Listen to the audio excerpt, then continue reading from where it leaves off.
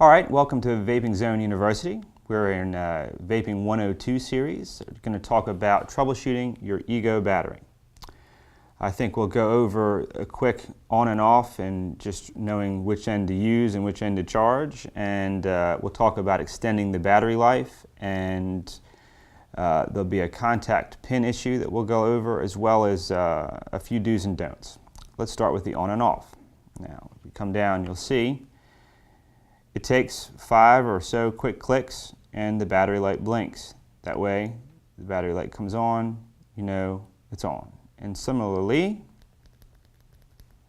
it blinks and you know it's off. So there's the on and off.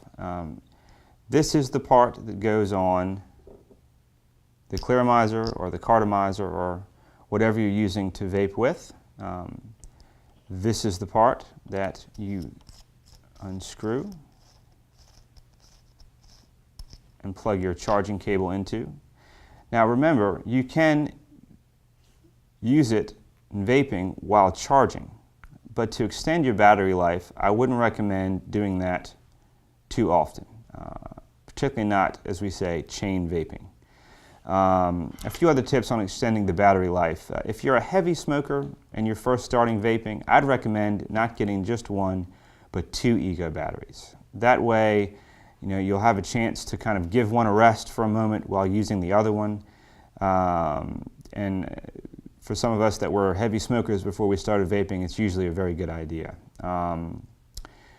You also want to make sure that you charge your batteries regularly. If you tend to vape your batteries all the way down to they're dead, it leads to excessive battery drain. It leads to basically the battery dying well before it's supposed to. Know that the battery generally starts at 3.7 volts output into the cartomizer or clearomizer or atomizer. And that voltage will drop as the battery life goes on and the battery drains of charge. Remember, pushing the button harder will not make more voltage come out. If you're finding yourself that you need to push the button harder, it's probably time to charge your battery or just go ahead and start using a new one. You also want to be careful, particularly if you're putting cartomizers and clearomizers on and off your battery. What will end up happening is, and if you can see here on the inside, there's a center pin down at the bottom. This center pin makes connection with the center pin here. Now sometimes, after continued use, the center pin gets pushed down to the battery. This is not a big problem.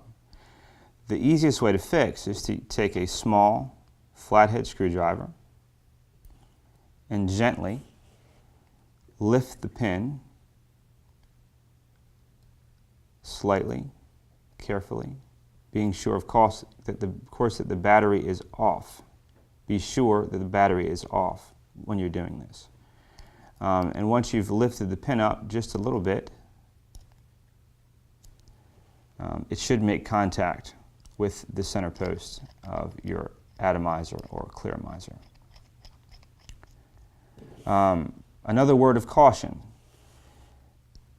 You never want to put your battery in your pocket with the atomizer or clearomizer still connected. This would be evident because you may break it off and then you've either lost your eGo threading or you've broken your tank and you've got a pocket full of e-liquid or juice.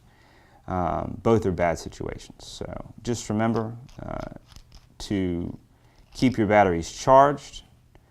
Don't drain them to the bottom.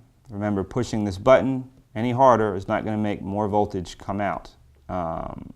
If you're a heavy smoker, remember, buy 2 or more just to have a backup lying around. The battery pin issue we just went over, and you want to always be sure, if you have to put the battery in your pocket, do so after turning the battery off. That's it on this troubleshooting video. Remember, always, vape, don't smoke, and happy vaping.